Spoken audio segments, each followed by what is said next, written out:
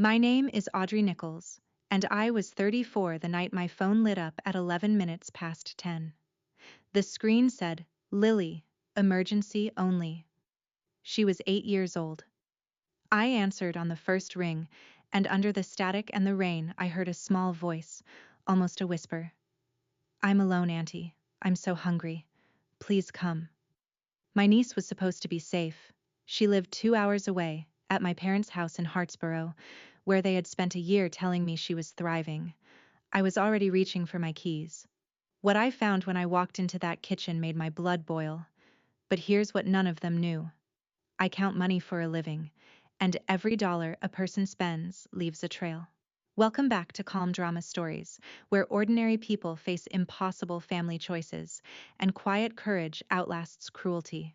If stories about standing up for the ones who can't stand up for themselves are why you're here, drop a comment and be sure to subscribe.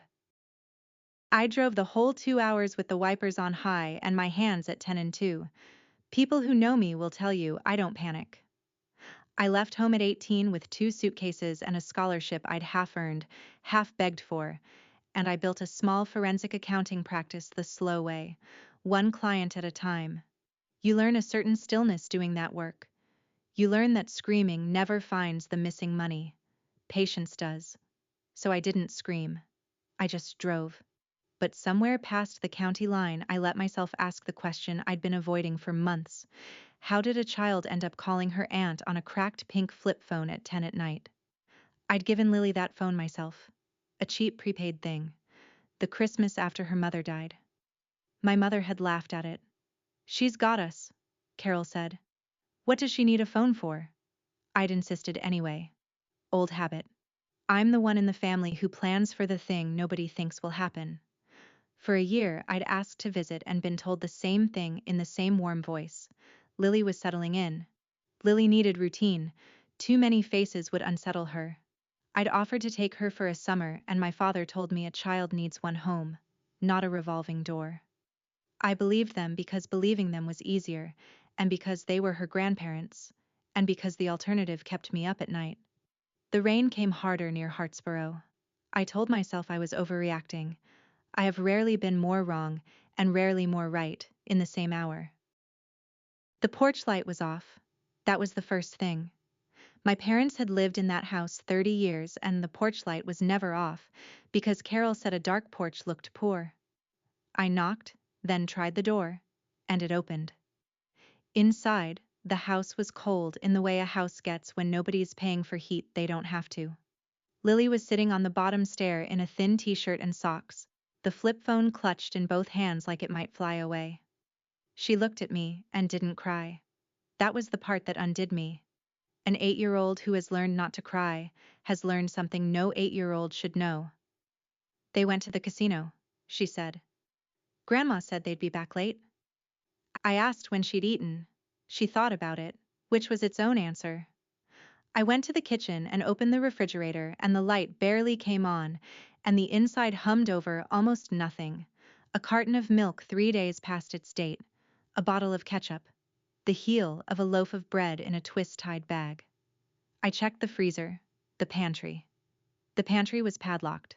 A child's pantry, padlocked, in a house with a brand new flat screen glowing in the next room. I made Lily scrambled eggs from the only 2 eggs in the door, and while they cooked, she pulled a sandwich bag of crushed saltines out of her backpack and set it on the counter, careful, like a person rationing supplies.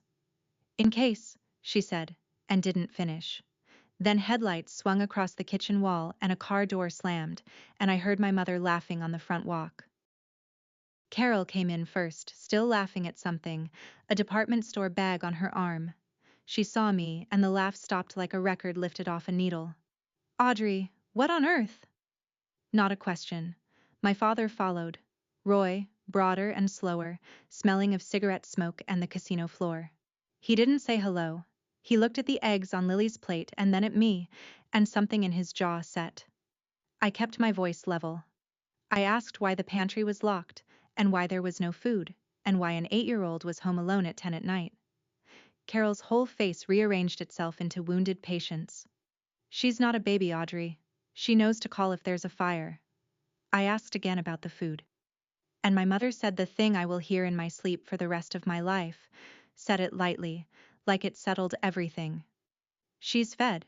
She's housed. What more does a child need? I looked at the new television. I looked at Lily, who had gone very still over her plate. Roy stepped between me and the stairs, not touching me, just placing his body in the path. You left this family, he said. You don't get a vote. I understood, standing in that cold kitchen, that they had rehearsed this. Not these exact words, but the posture of it.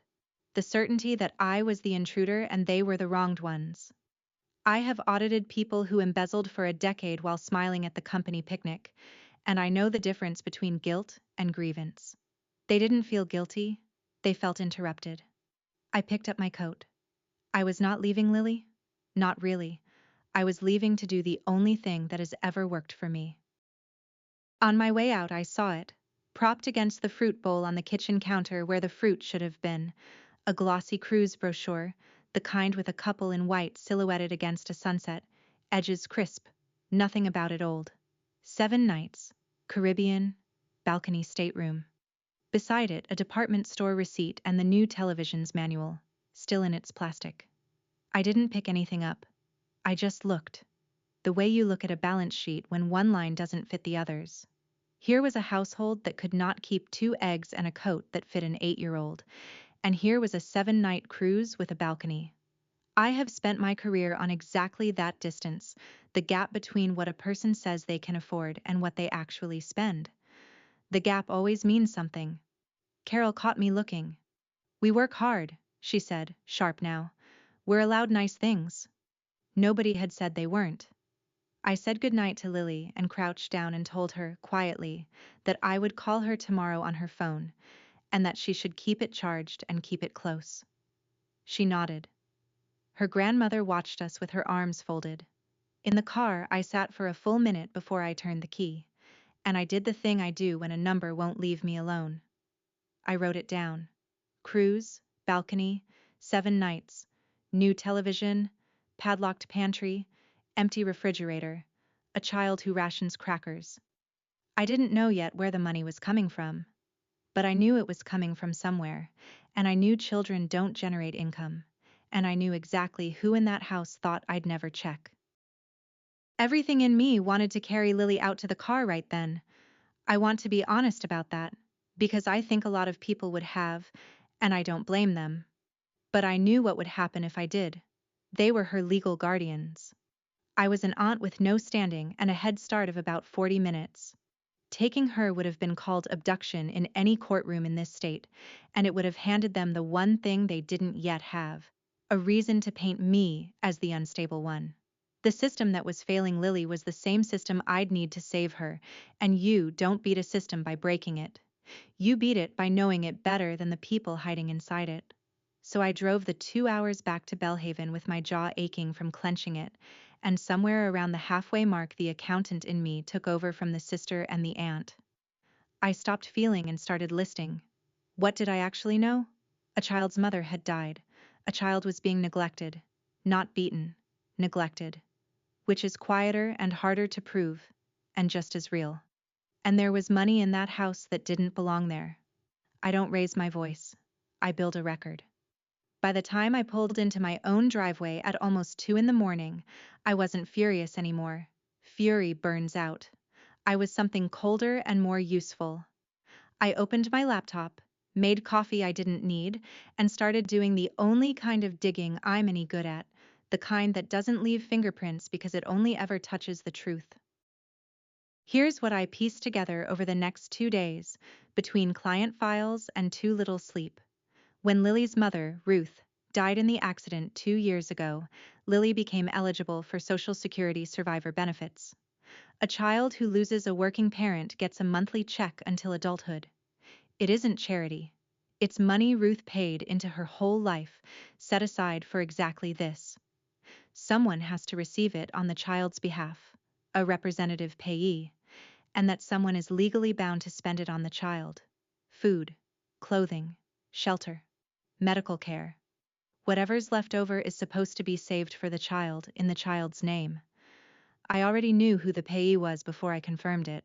My mother had filed the paperwork within a month of the funeral. On top of the survivor benefits, there was a state kinship care stipend, a smaller monthly amount paid to relatives raising a child so that child doesn't end up in foster care. Two streams of money, both with one purpose, both flowing into a house with a padlocked pantry. And here is the detail that turned my stomach and sharpened my focus at the same time. A representative payee who is the child's own parent is exempt from filing the annual accounting. A grandparent is not. Carol was required, every single year, to report to the government exactly how she'd spent that money. I wondered, sitting there at 2 in the morning, whether she ever had. I wondered what a year of that accounting would show if anyone ever made her produce it. I am very good at making people produce things. The question was no longer whether money was missing. The question was how much, and how I'd prove it without ever raising my voice. I tried the kind way first. I want that on the record too, because the people who love control will always tell the story as if you came at them with knives. I called my mother on a Sunday afternoon and kept my voice easy. I said I'd love to take Lily for a while, give them a break, get her caught up on her checkups. I even offered to send money for groceries every month. No strings, just to help. Carol's voice cooled by 10 degrees in 3 seconds. We don't need your money, Audrey. I said it wasn't about need, it was about Lily. Lily's fine. You saw her for one bad night and decided you knew better than the people raising her. Then my Aunt Sharon got on the line, because of course she was there, Carol's younger sister, the chorus to every performance my mother has ever given. Honey, she's a dramatic little thing, Sharon said. She called you because it was storming and she wanted attention. You're reading into it. I asked Sharon gently when she'd last seen the inside of that refrigerator. There was a pause. Then Carol again, flat and final. If you keep this up, we'll move. New school, new town, and you won't know where. It wasn't an offhand threat. It was a strategy, spoken out loud, and she heard herself say it and didn't take it back. I told her I'd think about everything she'd said, and I hung up, and I sat very still. They thought the threat would scare me into silence. What it did was tell me they knew they were vulnerable. People who are certain they've done nothing wrong don't threaten to disappear.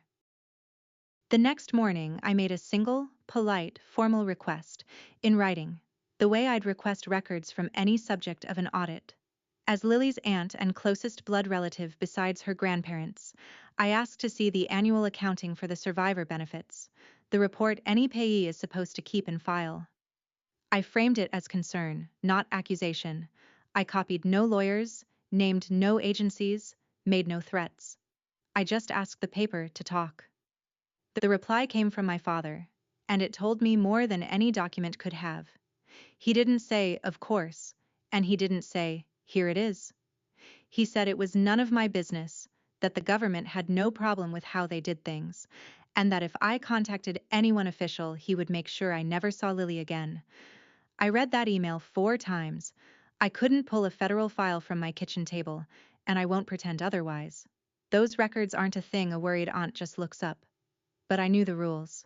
A grandparent payee owes that accounting every single year, and failing to file it is, in the language of the agency that watches these things, an indicator of possible misuse.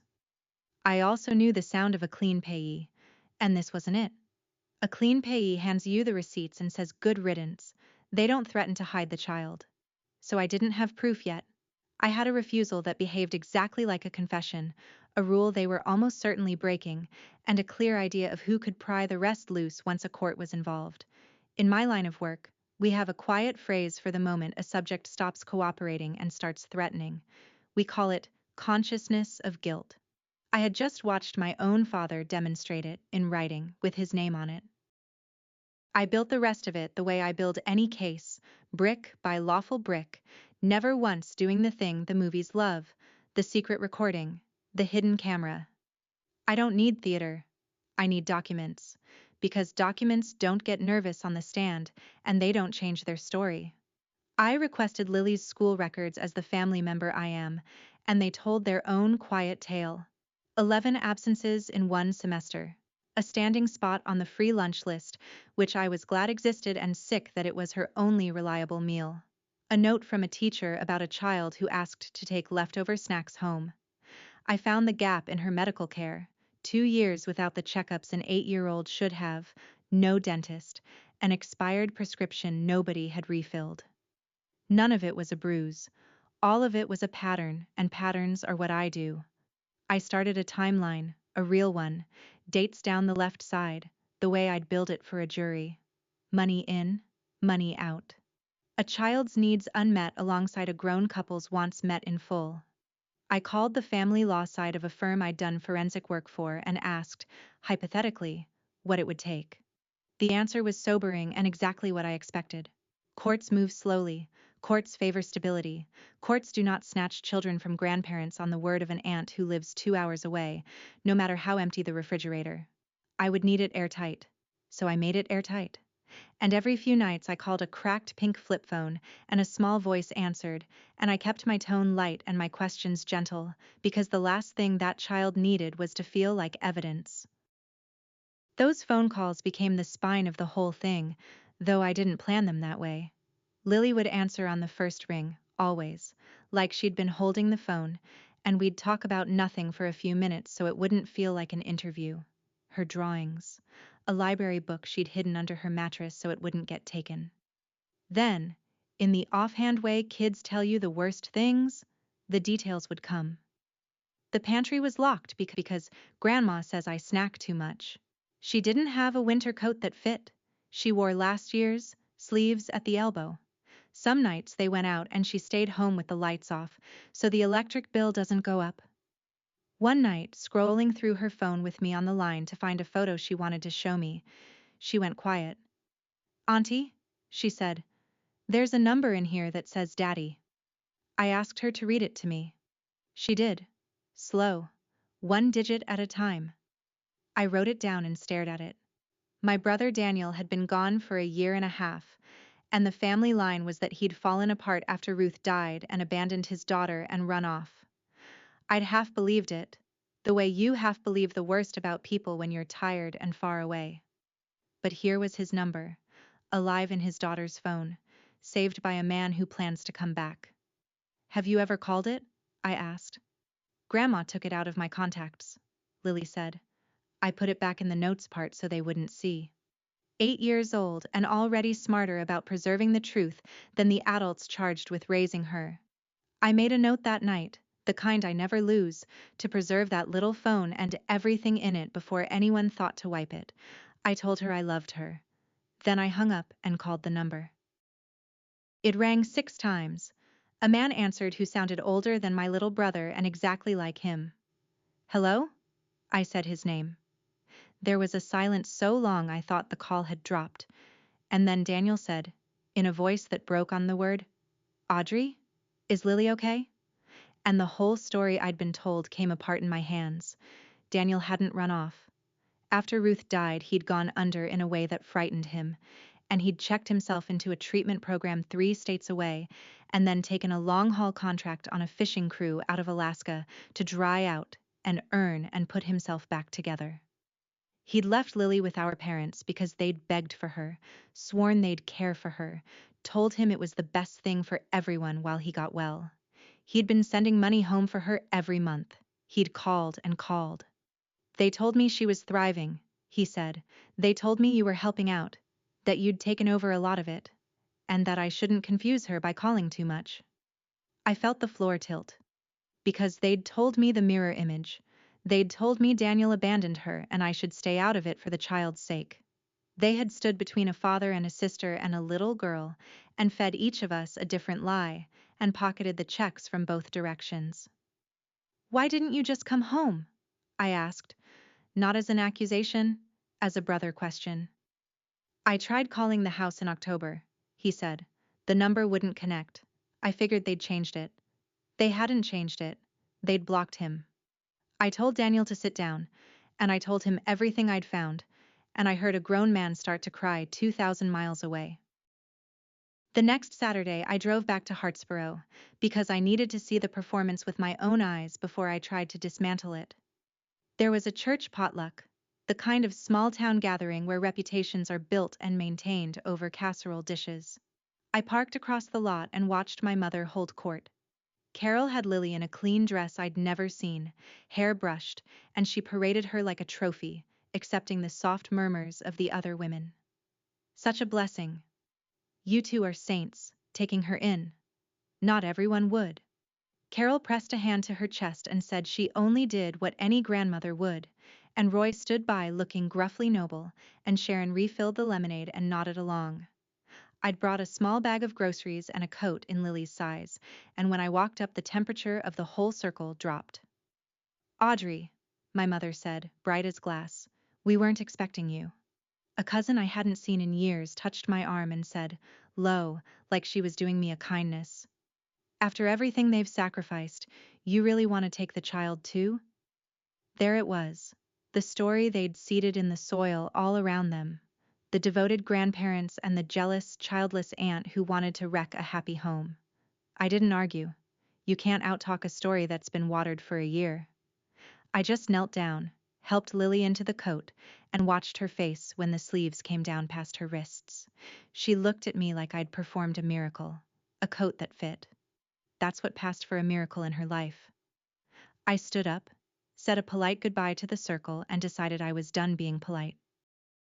Over the following week, I built the thing that changed everything, and I want to describe it plainly, because it's what I'd ask you to hold in your mind for the rest of this story. I couldn't subpoena a bank from my kitchen. That would come later, through lawyers and a court order. What I could do was reconstruct the shape of it from the pieces already in reach. I knew the benefit amounts. I knew survivor checks land on a fixed schedule, the third of the month, steady as a heartbeat, with the kinship stipend close behind. I had what Daniel could legally hand me, his own records of the money he'd wired into that household. And I had what anyone with eyes could see in that house, the new television, the patio set, and the dated cruise brochure I'd watched lean against an empty fruit bowl. I laid it out the only way I know how, a clean working ledger, dates down the side. Money owed to a child, on one side. On the other, a comfortable life nobody had earned, with a 7-night balcony cruise booked within days of a benefit landing. And in the space where Lily's expenses belonged, the groceries and the winter coat and the dentist, there was a silence you could hear.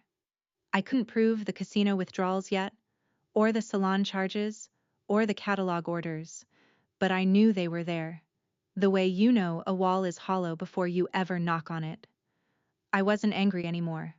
I had something better than anger. I had the skeleton of a case, and I knew exactly which court order would put the flesh on it. I took everything to a family law attorney named Patricia Hale, a woman about my mother's age with reading glasses on a chain and absolutely no patience for cruelty dressed up as duty. She read the ledger without a word, slid it back across the desk, and said, "Well, you build a tidy case, don't you?" I told her it's the only thing I'm good at. She walked me through the path, and she was careful, the way good lawyers are, never promising what a judge would do. We would file a petition for emergency custody, arguing that Lily's welfare was at risk. We would request, formally and through the court, the full guardianship and payee accounting that nobody had ever produced voluntarily, and the financial picture I'd built would not, by itself, take Lily out of that house. That wasn't how it worked. But paired with the school records, the medical gaps, and a welfare check, it could move a court to act, and it could trigger a separate review of how the benefits had been handled. Misuse of a child's survivor benefits is its own serious matter, Patricia said. The agency can require full repayment. It can refer the case further. That's not our courtroom, but it's a door that opens once the numbers are on the table. She looked at me over the glasses. You understand, I can't tell you they'll go to prison. I told her I didn't want them in prison. I wanted Lily at a table with food on it, and a father who was allowed to call her. Then let's get the documents in front of a judge, she said, and let the documents do the talking. That was the whole strategy. Not a single raised voice, just the truth, filed in triplicate, on time. They felt it coming the way animals feel weather. The day after Patricia's office sent the first formal letter, the phone calls to Lily started getting harder to make. She'd answer, then go quiet, then whisper that Grandma was in the doorway. One evening she got maybe 10 seconds out before the line cut, and when I called back, it went straight to voicemail. The next afternoon Lily managed a single text, typed in the slow, careful way of a kid who isn't sure she's allowed. They took my charger. I sat with my phone in my hand and made myself breathe. My mother had started working on Lily directly. I learned later. The way she works on everyone. Auntie Audrey is trying to break up our family. Auntie Audrey doesn't really want you. She just wants to win. If you go with her, you'll never see Grandma and Grandpa again, and won't that be sad? 8 years old, and they were teaching her to be afraid of the one adult fighting for her. Carol also called Patricia's office herself, sweet as pie, to say there had been a misunderstanding, and that of course she'd be happy to clear everything up. And by the way, they were considering a move closer to Roy's brother in another state, for Lily's stability. And wouldn't it be a shame to disrupt all this litigation? Patricia translated it for me in one sentence. She just told us she's a flight risk on a recorded line, to a lawyer. I almost laughed. People who love control cannot help narrating their own plans. It's the same instinct that makes an embezzler keep the spreadsheet. I told Patricia we needed to move before the moving truck did. She was already drafting. That night I didn't sleep, and for once I didn't try to. We filed everything within 72 hours, and the petition did what petitions do when there's real concern attached. It triggered a welfare check from the county. I wasn't allowed to be there, which was its own kind of torture, sitting in a Patricia's waiting room while a stranger walked through that house. But the report, when it came, read like it had been copied off my own notes by someone who'd never met me. The caseworker documented the refrigerator, the same near-empty hum I'd stood in front of weeks before, except now it was official, photographed, dated, in a government file. The padlocked pantry. A child wearing clothes too small in a house with a new television and a patio set. And the detail that stopped even the caseworker cold, the one she wrote up in her own words. She'd found, in Lily's backpack and tucked under her mattress and in a coat pocket, small hidden stashes of food. Saltines, a granola bar, half a sandwich, wrapped and saved. A child who hoards food is a child who has learned, somewhere deep and early, that food is not guaranteed. You can argue about a lot of things in family court. You cannot argue with a kid's body keeping score. The caseworker's report didn't use the word my mother had used. It didn't say the child was fed and housed. It said the child showed signs of chronic neglect and food insecurity in a home with apparent discretionary income. Apparent discretionary income. The whole case. 4 cold words. I read the report twice and then I called Daniel, who was already on a flight east, and I told him it was real now, it was in the record, and that he should come straight to Hartsboro because his daughter was about to need her father in a courtroom. My mother does not lose quietly. The counterattack came fast and it was uglier than I'd braced for. She hired her own lawyer and rewrote the whole story in his language. I was the bitter, childless aunt who'd swooped in after years of absence to steal a grandchild out of spite. I'd never offered to help, they said, never sent a dime, never visited, until suddenly I wanted custody. Every one of those claims was the exact opposite of the truth, and that's what made them effective. A clean inversion is harder to fight than a simple lie.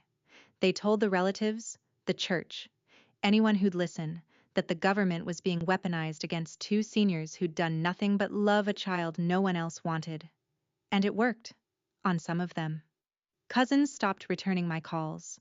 An old family friend sent me a message I won't repeat.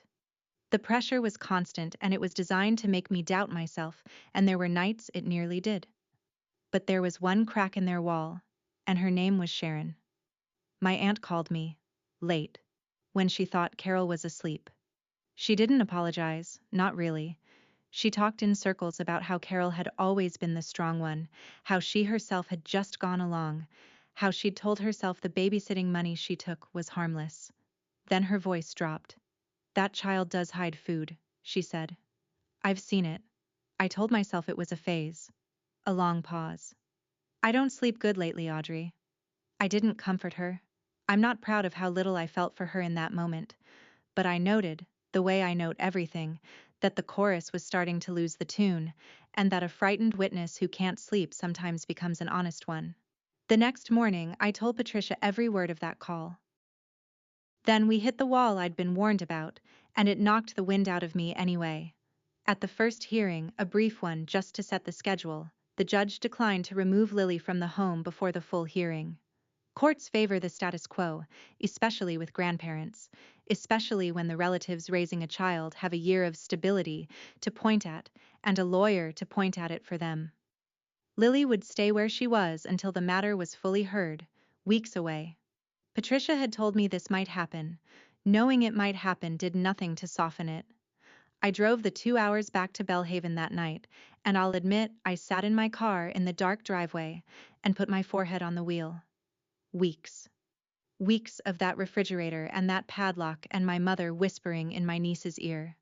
But I have learned, in 20 years of chasing money people swear isn't missing, that slower is not the same as losing. The numbers don't expire. A documented truth only gets stronger while a lie has to keep being maintained. So I made myself useful instead of frantic. I got a court order to set up brief, supervised phone calls with Lily, so they couldn't cut the line again. I checked in with the caseworker so the file stayed warm, and I told Lily, on one of those monitored calls, in the calmest voice I owned, that this was taking longer than I wanted, but that I was not going anywhere, that I'd be in that courtroom, and that the truth was on its way even when it felt slow. "Promise?" she said. "I don't make promises I can't keep." I made that one. Then I went home and built the exhibit that would keep it. Daniel landed and drove straight to me, and when he walked through my door I almost didn't recognize him, then absolutely did. Thinner, steadier, a year and a half of hard work and harder honesty in his face. He'd brought a folder of his own, because grief had made him careful too.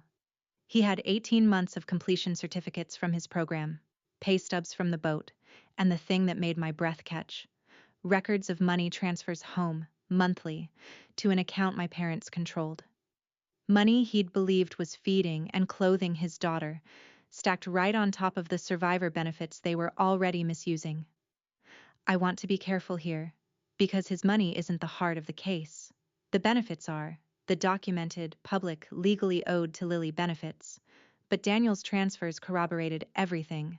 They showed a father trying from 2,000 miles away, while the people in the house took from every hand that reached toward that child and gave her almost none of it. He sat at my kitchen table and read my ledger, and then the caseworker's report, and his hands shook. "I left her with them," he said. "I thought I was doing the right thing. I thought getting well was the right thing." I told him the truth, because he needed it more than comfort. Getting well was the right thing.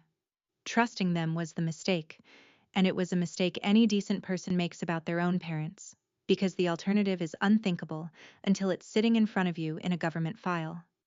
"Will the judge let me have her?" he asked. I told him I didn't know. I told him what I did know, that he was going to stand up in that courtroom and tell the truth, and that the two of us together were a wall they could not talk their way through. The week before the full hearing, the bank records I'd only been able to guess at finally arrived, pried loose through the court once Patricia's petition was filed, and they confirmed my reconstruction down to the dollar. So I did what I do best, and I did it for the most important file of my life. I built the exhibit, not theater, architecture, a single timeline that a person with no accounting background could follow in 90 seconds. Money in, dated. Money out, dated. The cruise 4 days after a deposit. The casino withdrawals clustered at the first of each month, exactly where I'd told Patricia they'd be. The bare line where a child's needs should have been.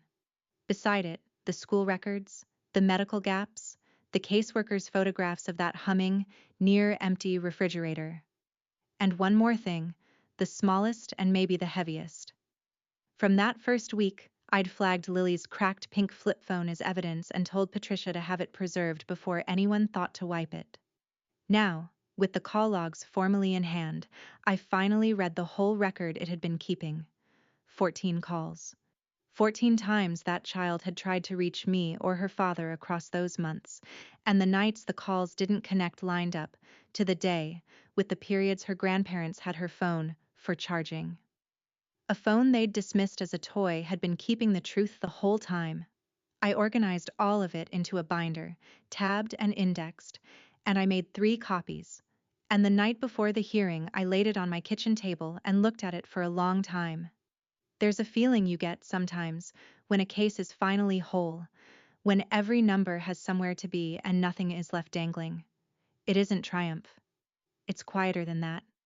It's the feeling of a thing being true and being able, at last, to prove it. I closed the binder, set it by the door, and laid out my clothes for the morning like a soldier the night before. That same night, late, my supervised call with Lily came through, and her voice was smaller than usual. The hearing was the next morning, and somehow she knew the size of it. "Grandma says if the judge listens to you, I'll have to leave my room," she said. "She says you'll take me away from everybody." I closed my eyes. My mother was still working, right up to the buzzer, teaching a child to fear her own rescue. I kept my voice level, the way I had through this whole long thing, because Lily had had enough adults lose their composure at her. I told her nobody was going to make her disappear from anyone who truly loved her. I told her that tomorrow some grown-ups would talk for a while in a quiet room, and that her job was just to be 8 years old, and that mine was to make sure the truth got said out loud. "What if they don't believe you?" she asked. And there it was, the same fear I'd carried 2 hours up the highway on that first stormy night, handed back to me in a child's voice. I thought about the binder by my door, every page of it. "Lily," I said, "I brought receipts." She didn't understand the joke, but she heard the steadiness under it, and that was the point. "I'm alone, Auntie. I'm so hungry. Please come." She'd said that to me weeks ago, and I had come, and now I had to finish coming, all the way through a courtroom. "Go to sleep, sweetheart," I told her.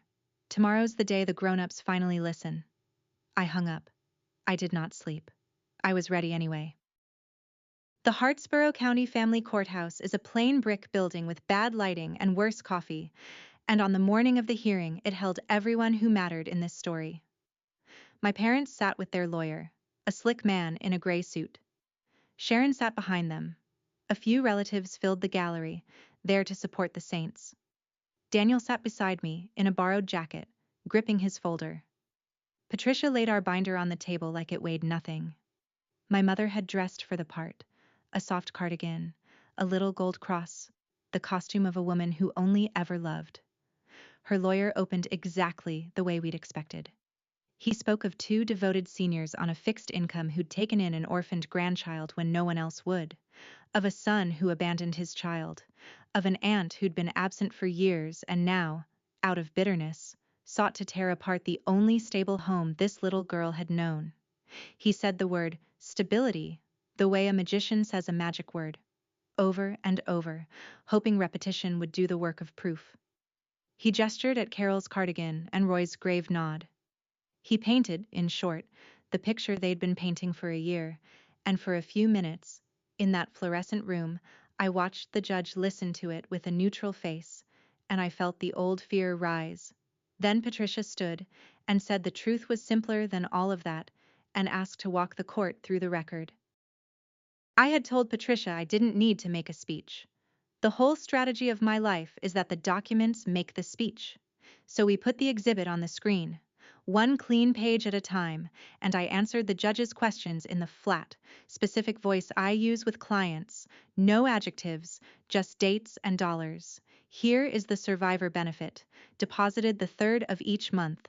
Here is the kinship stipend. Here is the cruise, balcony stateroom, 7 nights. Here is the date the deposit cleared, 4 days after a benefit payment.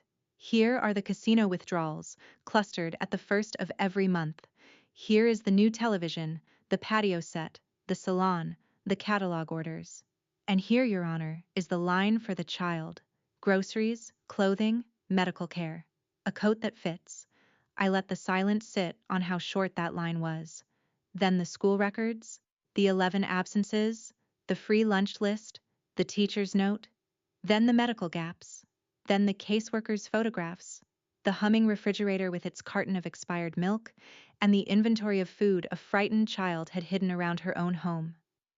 I held up the glossy cruise brochure, the one from the empty fruit bowl, and set it next to the bank statement so the sailing date and the deposit date sat side by side. I never raised my voice. I didn't have to. There is a particular quiet that comes over a room when a story everyone half believed meets a fact that can't be argued with. The judge looked at the brochure, looked at the photograph of the refrigerator, looked, for a long moment, at my mother in her soft cardigan. And my mother, who had been dabbing her eyes for the gallery, stopped dabbing. Patricia let the numbers breathe, and then she did the thing we'd planned, the only flourish in an otherwise bloodless case. She asked me, for the record, what my mother had said the night I found Lily alone, about the child's needs. I repeated it, word for word, in the same flat voice. She told me, Your Honor, that the child was fed and housed, and asked what more a child needs. Patricia let that hang.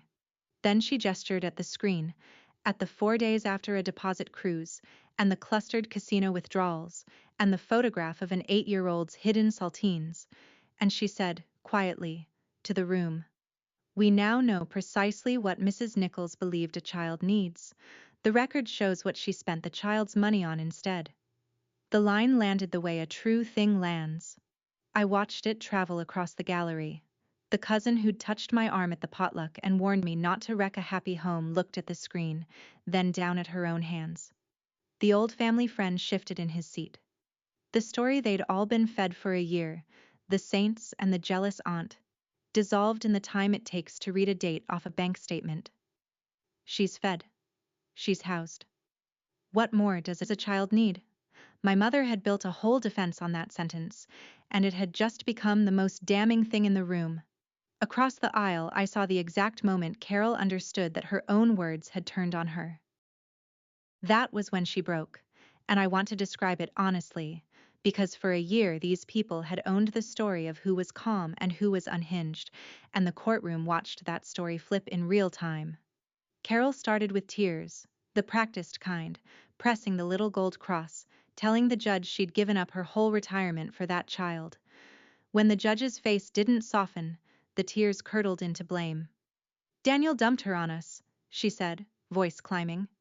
He ran off and left us with a kid we never asked for, and now everyone wants to act like we're the criminals. Then the self-pity. Do you know what we sacrificed? Do you have any idea? And finally, when none of it caught, the anger, which had been there under everything the whole time. She turned on me from across the room. You ungrateful little thing, you were always like this, always thinking you were better than us. Her lawyer put a hand on her arm.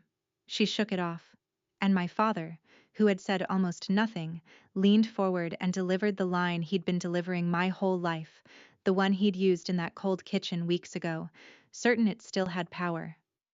You left this family, Roy said. You don't get a vote.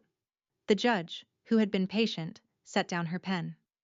Mr. Nichols, she said, with the flat authority of someone who has heard every version of this, in this courtroom, the vote is mine, and I've seen the record. I didn't say a word. I didn't need to. For the first time in 34 years, my father's certainty had run into something harder than itself, and the whole room heard it crack. Then it was Daniel's turn, and my brother stood up in his borrowed jacket and did the bravest thing I've ever watched him do. He didn't perform. He just told the truth in order. He told the court about Ruth, and the months he couldn't get out of bed, and the program he checked himself into so he wouldn't become a danger to the one person he had left. He told them about the boat, the 18 months, the money he'd wired home every single month believing it was feeding his daughter. He told them how the house phone stopped connecting his calls, how he'd been told Lily was thriving and that calling too often would only confuse her. I trusted my parents with my little girl, he said, and his voice didn't break this time, it just got very quiet. They used that. They used me. They used the checks with her name on them. His lawyer entered his transfer records, the completion certificates, the pay stubs, all of it lining up beside my ledger like a second witness saying the same thing, And then, Patricia called the witness the other side never saw coming.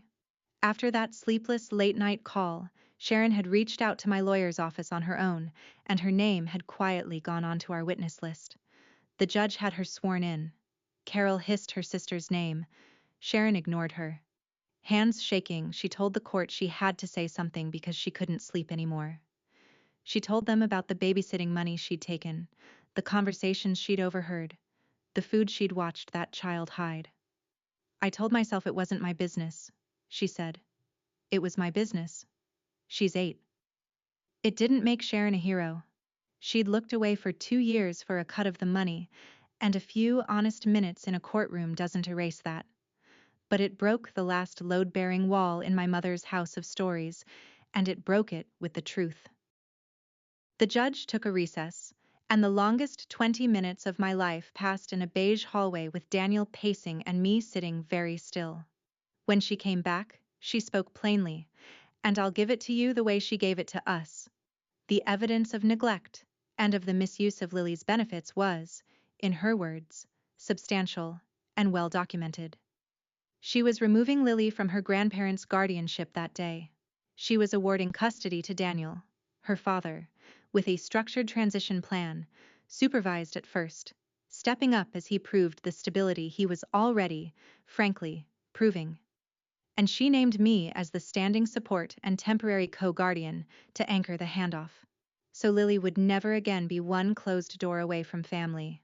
As for the money, the judge was careful, the way the law is careful. The question of the misused benefits, she said, would be referred to the appropriate agency for review, which could require my parents to repay what they'd taken and could open further proceedings.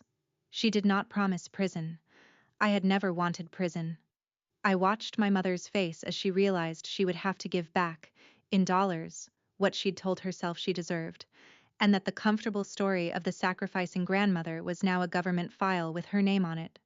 It wasn't ruin. They'd keep their house. They'd keep each other.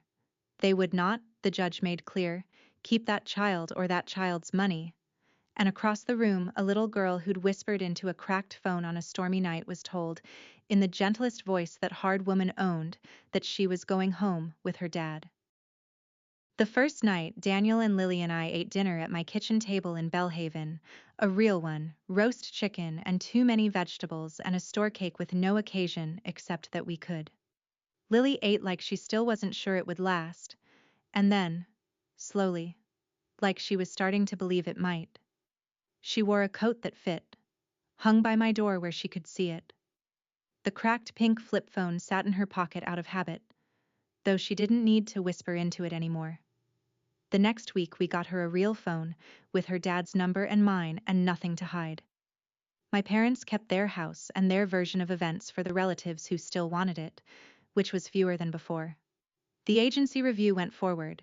Last I heard, they'd been told to repay what they'd taken, on a schedule that would follow them a long while.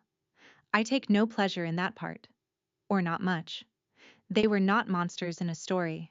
They were two people who decided a child's needs were smaller than their own comfort, and who told themselves a warm lie until a cold ledger made it impossible. If there's a moral I'd carve over the door of that courthouse, it's a simple one, and I learned it from an 8-year-old with a prepaid phone. Daniel found work near me, and an apartment 2 blocks from mine, close enough that Lily can walk to my place after school, and does, most days, dropping her backpack and raiding a refrigerator I keep deliberately, gloriously full. She doesn't hide food anymore. It took months. It took a counselor and a lot of ordinary dinners, but the hiding stopped. Sharon wrote me a letter once, 3 pages, mostly about herself. I read it and didn't write back, but I didn't throw it away either. She told the truth when it counted, late and for the wrong reasons and after years of looking away, and I've decided that's a real thing even when it isn't a clean thing. We don't see my parents. Maybe someday, supervised, if Lily ever wants to. That'll be her call, when she's grown. Some doors you leave shut, and some you just leave for the child to open later. Blood made us relatives. It was showing up in a storm, building the truth one line at a time, and refusing to look away that made us a family. That's my story. One frightened call, 2 hours of rain, and a folder of facts that spoke louder than any shouting match ever could.